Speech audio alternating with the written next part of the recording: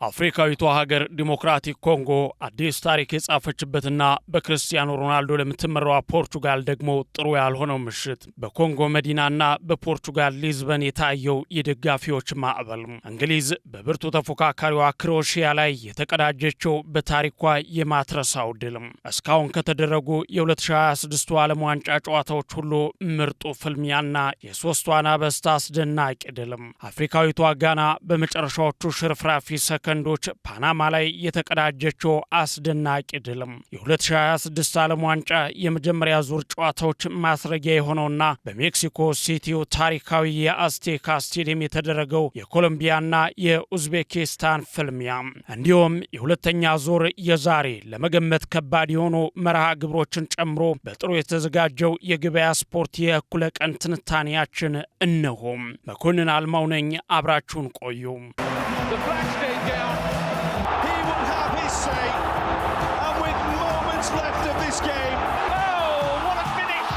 አፍሪካዊቷ ሀገር ዲሞክራቲክ ኮንጎ አዲስ ታሪክ የጻፈችበትና በክርስቲያኖ ሮናልዶ ለምትመራው ፖርቹጋል ደግሞ ጥሩ ያልሆነው ምሽት ከአንድ ዓመት ከ7 ወር በፊት የኢትዮጵያ ብሔራዊ ቡድን 2-1 ያሸነፈው የዲሞክራቲክ ኮንጎ ብሔራዊ ቡድን ትላንት ምሽት በሮናልዶ የሚመራውን የፖርቹጋሉን ብሔራዊ ቡድን አሻፈረኝ ብሎ ታምሽቷል። ትላንት በስድስተኛ ቀን የዓለም ዋንጫ የምድብ ጨዋታ ፖርቹጋል ከዲሞክራቲክ ሪፐብሊክ ኮንጎ ጋር ያደረገችውን ተጠባቂ ጨዋታ 1-1 በሆነ አቻ ውጤት አጠናቃለች። በሂውስተን ስቴዲየም በተደረገው በዚህ ጨዋታ ፖርቹጋሎች ገና በጨዋታው ጅማሮ 6ኛው ደቂቃ ላይ በወጣቱ የፒኤስጂ ኮከብ ጆao ኔቬስ አማካኝነት ቀዳሚ መሆን ችለው ነበር። ሆኖም ግን በጨዋታው ጠንካራ ተፎካካሪ ሆነው ያመሹት የዲሞክራቲክ ኮንጎ ተጫዋቾች የመጀመሪያው አጋማሽ ከመጠናቀቁ በፊት 45ኛው ደቂቃ አልቆ በጭማሪው 5ኛ ደቂቃ ላይ በዮሐን ዊሳ ግሩም ግብ አማካኝነት ጨዋታውን ወደ አቻነት መቀየር ችለዋል።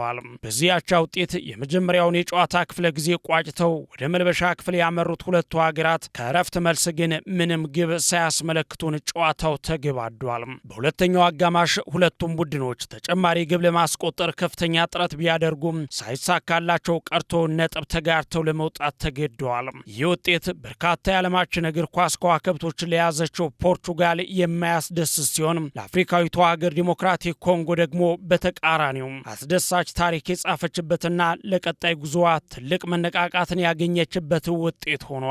ለዋንጫው አሸናፊነት ከታጩት መካከል አንዷ የሆነችውና በቀጣይ ከኡዝቤኪስታን ጋር የምትፋለመው ፖርቹጋል ጥሎ ማለፉን ለመቀላቀልና በቀጣይ ላለባት የምድብ ጨዋታ ጠንካራ ስራ መስራት እንደሚጠበቅባት ማሳያ የሆነ ምሽት አሳልፋለች። በእርግጥ በትላንት ምሽቱ ጨዋታ የፖርቹጋል ደጋፊዎች አንገታቸውን አቀርቅረው የወጡበት ጨዋታ ይሁን እንጂ ነገር ግን ይህ ውጤት ፖርቹጋል የዋንጫ አሸናፊ መሆን አትችልም የሚያስብል አይደለም። ምክንያቱም የ2022ቱን ወይም የመድረኩን የመጨረሻ ዓለም ዋንጫ ያሸነፈችው አርጀንቲና በመጀመሪያው ጨዋታዋ አቻ ሳይሆን የ2-1 መራር ሽንፈትን በሳውዲ አረቢያ ጽዋ ተጎንጭታ ነበር። ይህ መራር ሽንፈት ግን ዓለም ዋንጫውን ከማሸነፍ አላገዳትም ነበር። ይልቅስ ጣፋጭ ድሎችን እየተቀዳጀች ወደ ዋንጫው ለምታደርገው ጉዞ ትልቅ ትምህርት ሆናት እንጂ ፖርቹጋልም ከትላንት ምሽቱ አስደሳች ያልሆነ የአቻ ውጤት ብዙ መማር እንደምትችልና ቀጣይ ጉዞዋን እንደምታሳምር ይጠበቃል። ነገር ግን አንድ መታወስ ያለበት ጉዳይ በዓለም ዋንጫው ታሪክ 4 ቡድኖች ብቻ ናቸው በመክፈቻ የምድብ ጨዋታ ማሸነፍ ሳይችሉ ቀርተው ዋንጫውን ማንሳት የቻሉት። እንግሊዝ በ1966፣ ጣሊያን በ1982፣ ስፔን በ2010 እና አርጀንቲና በ2022። ምናልባት ፖርቹጋል በ2026 ይህንን ታሪክ 5ኛ ሆና ትጽፈው ይሆን የሚጠበቅ ነው። በዚህ ውድድር የመጨረሻ የዓለም ዋንጫ ጨዋታውን እያደረገ የሚገኘው የ41 ዓመቱ የእግር ኳሱ ኮከብ ክርስቲያኖ ሮናልዶ ብዙዎች ዋንጫውን ለሱ ከመመኘት የተነሳ ጫና የሚያደርጉበትና ትኩረት የሚሰጡት አንጋፋ ተጫዋች ነው። በዚህ ዕድሜውና አቋሙ እንኳ ከታላላቅ አጥቂዎች እኩል ፉክክር እንዲያደርግ ዓለም የምትጠብቀው ክርስቲያኖ ሮናልዶ በትላንት ምሽቱም ሆነ ባለፉት የዓለም ዋንጫ ጨዋታዎች ለሀገሩ ያደረገው አስተዋጽኦ ግን እዚህ ግባ የሚባል አልሆነም። እርጅናን አሻፈረኝ ያለውና ለዓለም በርካታ ወጣት የእግር ኳስ ከዋክብቶች አርአያ የሆነው CR7 በዓለም ዋንጫ ውድድር ላይ ባደረጋቸው ያለፉት 5 ጨዋታዎች ምንም አይነት ግብም ሆነ ለግብ የሆነ ኳስ አስተዋጽኦ አላበረከተም። ክርስቲያኖ ሮናልዶ በዓለም ዋንጫ ውድድር ለመጨረሻ ጊዜ ጎል ያስቆጠረው ከ7 ጨዋታዎች በፊት ጋና ላይ ነበር። ያንንም በፍጹም ቅጣት ምት። እንዲሁም በዚህ ዓለም ዋንጫ መድረክ ለመጨረሻ ጊዜ ከክፍት ጨዋታ ኳስን ከመረብ ያገናኘው በ2018 የሩሲያ ዓለም ዋንጫ ሞሮኮ ላይ ነበር። ሮናልዶ ትላንት ምሽት ከዲሞክራቲክ ኮንጎ ጋርም በነበረው ጨዋታ ምንም አይነት ጎል፣ አሲስት፣ ኢላማውን የጠበቀ ሙከራ፣ የተሳካ ድሪብል ወይም ቁልፍ ኳስ ማቀበል አልቻለም። በጨዋታው 25 የኳስ ንክኪ የነበረው ሮናልዶ 19 የተሳካ ኳስ ያቀበለ ሲሆን 2 የተሳካ የአየር ኳስ አሸንፏል። ነገር ግን 3 ጊዜ ኳስ ተቀምቷል። ይህም ከትላንት በስቲያ ደምቀው ያመሹት ተፎካካሪዎቹ ሊዮኔል አንድሬስ ሜሲ፣ ኤርሊንግ ሃላንድ እና ኪሊያን ምባፔ ከሰሩት ስራ አንጻር የእሱን የትላንት ምሽት ጨዋታ መጥፎ ምሽት ያደርገዋል። ይህንን ተከትሎ አሰልጣኝ ሮቤርቶ ማርቲኔዝ እንዴት ክርስቲያኖ ሮናልዶን ከሜዳ ሳያስወጡት ቀሩ? የሮናልዶን አስደናቂ የግብ ማስቆጠር የሚሰጠውን ክብር የምናውቅ ቢሆንም ነገር ግን ማርቲኔዝ ከዚህ በላይ ደፋር መሆን ነበረበት። አዲስ ተጫዋቾችን በማስገባት ጉልበት፣ ቅልጥፍናና የግብ ማስቆጠር አደጋ የሚፈጥር ብርታት ወደ ሜዳ ማምጣት ነበረበት በማለት የሮናልዶን ሙሉ ጨዋታ ማድረግና አለመቀየር ተችተዋል። ነገር ግን እንደ ቡድንም ቢሆን ፖርቹጋል በትላንት ምሽቱ ጨዋታ ማኖፍ ዘማች በነበረው በጃኦ ኔቬስ አማካኝነት ካስቆጠረችው ግብ ውጭ አንድም ኢላማውን የጠበቀ ሙከራ አላደረገችም። የእንግሊዝ ፕሪሚየር ሊግን የአሲስት ሪከርድ የሰበረው ብሩኖ ፈርናንዴዝም በዚህ ጨዋታ ለ90 ደቂቃ ያህል ተጫውቶ ነገር ግን ከአንድ ድል በላይ አልፈጠረም ነበር።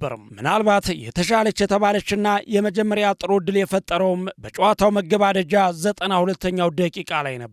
በዚህም ብዙዎች አንድ ጨራሽ አውሪ አጥቂ ጥሩ የግብ ዕድል ካልተፈጠረለት ብቻውን ምንም ሊያደርግ አይችልም በማለት ለሮናልዶ ይሟገቱለታል። እግር ኳስ የ11 ተጫዋቾች ኃላፊነት ነው፣ እሱ ብቻውን ምንም ማድረግ አይችልም ይላሉ። በውጤቱና በነበረው እንቅስቃሴ ደስተኛ ያልነበረ የሚመስለው የቡድኑ አምበል ክርስቲያኖ ሮናልዶም ከጨዋታው በኋላ በቀጥታ ወደ መልበሻ ቤት ነበር ያመራው። በዚህ ጊዜም የኮንጎ ደጋፊዎች ሜሲ እያሉ እያዜሙ የነበረ ሲሆን ክሪስም እንደ ሌላው ጊዜ ምላሽ ሳይሰጥ ዝም ብሎ አልፏቸዋል። ስለ ሮናልዶ በቀጥታ ወደ መልበሻ ክፍል ማምራት የተጠየቁት አሰልጣኝ ሮቤርቶ ማርቲኔዝም ገና የውድድሩ የመጀመሪያ ጨዋታ ነው፣ ብዙ ነገሮችን አልተላመድንም ያሉ ሲሆን በዓለም ዋንጫው የጨዋታ አጨራርሶ ትንሽ ተቀይሯል፣ ተጫዋቾችም ምን ማድረግ እንዳለባቸው ገና አላወቁም፣ እንላመዳለን ሲሉም ጨምረው ተናግረዋል።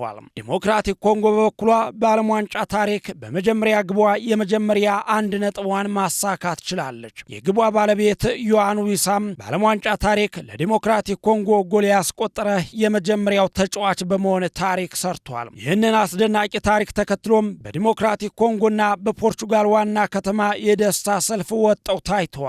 የሀገሪቱ ብሔራዊ ቡድን ያስመዘገበውን ያልተጠበቀ ውጤት ተከትሎ በዲሞክራቲክ ኮንጎ ዋና ከተማ ኪንሳሻ በርካታ ደጋፊዎች ደስታቸውን በአደባባይ ወጥተው ሲገልጹ ታይተዋል። በተጨማሪም ሌሎች በፖርቹጋል የሚገኙ በርካታ የኮንጎ ደጋፊዎች በሊዝበን ከተማ ጎዳና ላይ በመውጣት ጨዋታውን ተሰብስበው የተመለከቱ ሲሆን የፖርቹጋል ደጋፊዎች ፊት ላይም በሀገራቸውና በፊታቸው ላይ ሲጨፍሩ የሚያሳዩ በርካታ ቅጂዎች ተሰራጭተዋል። በመዲናዋ ኪንሳሻ ጎዳናዎች ላይ በመውጣት በደስታ ሲፈነጥዙ የሚታየው በርካታ የካሜራ ቅጅም በዓለም መገናኛ መረብ ላይ በስፋት ተሰራጭተዋል።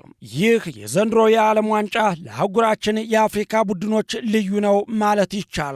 ከትላንት በስቲያ ሴኔጋልና አልጄሪያ እንዲሁም ቱኒዚያ ባይሳካላቸውም ነገር ግን የትላንቷን ኮንጎና ኬፕ ቨርዴን ጨምሮ እነ ግብፅና ሞሮኮ ከዋንጫ ተገማቾች ጋር አንገት ለአንገት ተናንቀው ነጥብ የተጋሩበት መንገድ አስደናቂ ነው። ታዲያ እኒህ የዓለም ዋንጫ መድረክ ተፋላሚ አፍሪካውያን በታሪክ ለመጀመሪያ ጊዜ ዋንጫውን ወደ ምድራችን ያመጡታል ወይስ እስከምን ድረስ ይጓዙ ይሆን የሚለውን በመጨረሻ አብረን የምናየው ይሆናል።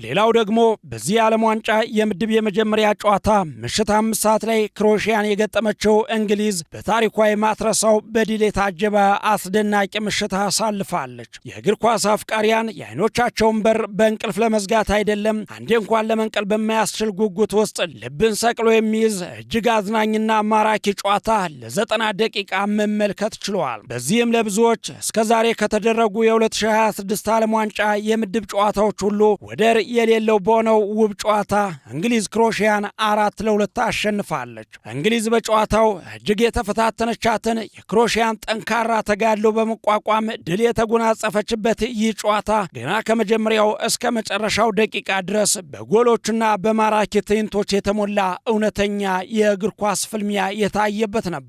የሶስቱ አናብስት አምበል የሆነው ሃሪ ኬን የሳተውን ፔናልቲ የክሮኤሽያው በረኛ እግሩን ከመስመሩ አስለቅቋል በሚል በዳኛው ድጋሚ እንዲመታ ተደርጎ በ12ኛው ደቂቃ ባስቆጠረውና በ42ኛው ደቂቃ በደገመው የጨዋታ ጎል እንግሊዝን ከአንዴም ሁለቴ መሪ አደረገ። አደገኛነታቸውን ለ90 ደቂቃ እያሳዩ የነበሩት ክሮኤሽያዎችም ተስፋ ሳይቆርጡ 36ኛው ደቂቃ ላይ በማርቲን ባቱሪና ግብ አቻ ከሆኑ በኋላ እንደገና ሲመሩ 45ኛው ደቂቃ ላይ ፔታር ሙሳ ባስቆጠራት ግብ ምላሽ በመስጠት ሁለተኛው አጋማሽ በጉጉት እንዲጠበቅ በማድረግ የመጀመሪያውን አጋማሽ አጠናቀው ወደ መልበሻ ክፍል አመሩ። ሆኖም በሁለተኛው አጋማሽ በአስደናቂ ከዋክብቶች የተሞሉት ሶስቱ አናብስት ይበልጥ በርትተው ገቡ። ከጀርመናዊው አሰልጣኝ ቶማስ ቱዌል የጨዋታውን የማሸነፊያ ቀመር ከመልበሻ ክፍል ተቀብለው የገቡት እንግሊዞች ገና ከረፍት መልስ 47ኛው ደቂቃ ላይ ጁድ ቤሊንጋም ሶስተኛውን ጎል ሲያስቆጥር በጨዋታው ማጠናቀቂያ 85ኛው ደቂቃ ላይ ደግሞ ማርከስ ራሽፎርድ አራተኛውንና የጨዋታውን ማሳረጊያ ጎል በማስቆጠር የሶስቱ አናብስቶችን የዓለም ዋንጫ ውድድር በድል ጀመሩት። በቆመ ኳስ አጠቃቀማቸው እንግሊዝን ሳይሆን አርሰናልን እያየን ያህል በተሰማን በዚህ ፍልሚያ የመድፈኞቹ ተጫዋቾችም ሚና ከፍተኛ ነበር። ማዱኬ 1650 ውስጥ በተሰራበት ጥፋት የጨዋታውን የመጀመሪያ ግብ በፍጹም ቅጣት ምት ሲያስገኝ ዲክላን ራይስና ተቀይሮ የገባው ቡካዮ ሳካ ደግሞ በቀጥታ ግብ የሆነ ኳስ አመቻችተው ማቀበል ችለዋል። የጨዋታው ኮከብ ተብሎ የተመረጠው ሃሪ ኬንም ከዴቪድ ቤካም በመቀጠል በ3 የዓለም ዋንጫዎች ለእንግሊዝ ብሔራዊ ቡድን ጎል ማስቆጠር የቻለ ሁለተኛው ተጫዋች ሆኗል። በመጀመሪያው ጨዋታ ድል የቀናት እንግሊዝ በቀጣይ የምድብ ሁለተኛ ጨዋታ ከአፍሪካዊቷ ጋና ጋር የምትጫወት ሲሆን ክሮኤሽያ በበኩሏ ከፓናማ ጋር ትፋለማለች። ሌላኛው ደግሞ ሌሊት 8 ሰዓት ላይ የጋናንና የፓናማን ብሔራዊ ቡድን ያገናኘው ፍልሚያ ነው። በ2026 ዓለም ዋንጫ የምድብ ጨዋታ ካናዳ በሚገኘው BMO ፊልድ ስቴዲየም በተደረገው በዚህ ብርቱ ጨዋታ ሁለቱም ቡድኖች በርካታ የጎል ዕድሎችን ቢፈጥሩም የመጀመሪያው አጋማሽ ግን ያለምንም ግብ 0-0 ነበር የተጠናቀቀው። በሁለተኛው አጋማሽ ፓናማዎቹ የኳስ ቁጥጥር ብልጫ ቢኖራቸውም ማጥቃቱ ላይ ግን በሳል አልነበሩም። በዚህም በየጨዋታው ቅጽበት ጸብጸብ ይሸታቸው የነበሩት ፓናማዎቹ በመጨረሻ ሽንፈት ተጎንጭተዋል። የጨዋታው መደበኛ 90 ደቂቃ ተጠናቆ በጭማሪ 5ኛዋ ደቂቃ ላይ ብራንደን ቶማስ አሳንቴ ከግራ መስመር ያሻገረውን ኳስ ካሌብ ዩሬንኪ በግሩም ሁኔታ መረብ ላይ ያሳርፎታል። ይህች ብቸኛ ጎል ያለ ኮከቧ ቶማስ ፓርቴ እንድትጫወት ለተገደደችው አፍሪካዊቷ ሀገር ጋና ውድ 3 ነጥቦችን ያስገኘች ጣፋጭ ጎል ነበረች። በተጋጣሚዎች መካከል በነበረ መጠነኛ ግጭት በርካታ ቢጫ ካርዶች በተመዘዙበትና ብዙም የጥራት ደረጃ ባልታየበት በዚህ ጨዋታ ላይ የኮቨንተሪው ብራንደን ቶማስ አሳንቴ እጅግ በጣም አስደናቂ እንቅስቃሴ አስመልክቶናል። በዚህም ለጋና ብቸኛ ግብ መገኘት ወሳኙ ሰው በመሆን የሀገሪቱን ደጋፊዎች ደስታ ጣሪያ ላይ አስነክቶታል። በሌላ በኩል ደግሞ ታሪካዊ የሆነና የመጀመሪያዋን የዓለም ዋንጫ ነጥብ ለማግኘት ጥቂት ሰከንዶች ብቻ ቀርተዋት ለነበረችው ፓናማ እጅግ ልብ ሰባሪ ክስተት ሆኖ አልፏል። በዚህ ጨዋታ ቀጥሎ ንጋት 11 ሰዓት ላይ ጀምሮ ጠዋት ላይ በተጠናቀቀው ጨዋታ ላቲን አሜሪካዊቷ ሀገር ኮሎምቢያ ውድድሯን በድል ጀምራለች። ኮሎምቢያ የዓለም ዋንጫ ውድድር የመጀመሪያ የምድብ ጨዋታዋን ከኡዝቤኪስታን ጋር አድርጋ 3-1 በሆነ ውጤት በመርታት ውድድሯን ጀምራለች። የጨዋታው ኮከብ የነበረውና በዓለም ዋንጫው ለሀገሩ የመጀመሪያ ጎሉን ያስቆጠረው ሉዊስ ዲያዝ፣ ካምባዝና ሙኖዝ ደግሞ የኮሎምቢያን የማሸነፊያ ጎሎች ያስቆጠሩ ተጫዋቾች ናቸው። በአሰልጣኝ ፋቪዮ ካናባሮ እየተመሩ የመጀመሪያ የዓለም ዋንጫ ጨዋታቸውን ያደረጉት ኡዝቤኪስታኖች በበኩላቸው በፋዙያሌቭ ግብ አቻ መሆን ችለው የነበረ ቢሆንም በመጨረሻ ግን እጅ ለመስጠት ተገደዋል። በቀጣይ መርሃ ግብር ኡዝቤኪስታን ከፖርቹጋል ከፖርቹጋል፣ ኮሎምቢያ ደግሞ ከዲሞክራቲክ ኮንጎ ጋር ጨዋታቸውን የሚያደርጉ ይሆናል። የ2026 ዓለም ዋንጫ የመጀመሪያ ዙር ጨዋታዎች በሜክሲኮ ሲቲው ታሪካዊ የአስቴካ ስቴዲየም በተደረገው በኮሎምቢያና በኡዝቤኪስታን ፍልሚያ የመጀመሪያ ጨዋታዎች ተካሂደው የተጠናቀቁ ሲሆን ሁሉም 48 የውድድሩ ተካፋይ ብሔራዊ ቡድኖች ጨዋታቸውን አድርገዋል። በዚህ የመጀመሪያ ዙር 24 ጨዋታዎች ሲደረጉ ከ9 ጨዋታዎች ውጭ ሁሉም ግጥሚያዎች አሸናፊ አግኝተዋል።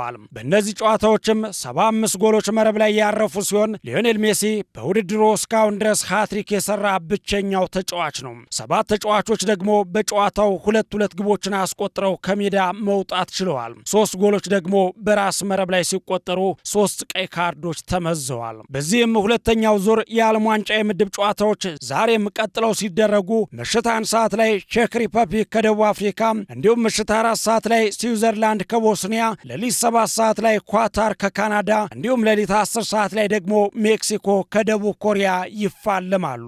ውድ የገበያ ስፖርት ቤተሰቦቻችን እኛም መረጃዎቻችንን እንዲህ እየሰነድን ወደ እናንተ ማድረሳችንን የምንቀጥል ሲሆን እናንተም ሼር፣ ላይክ እና ሰብስክራይብ እያደረጋችሁ አብራችሁን ትሆኑ ዘንድ የአክብሮት ግብዣችን ነው።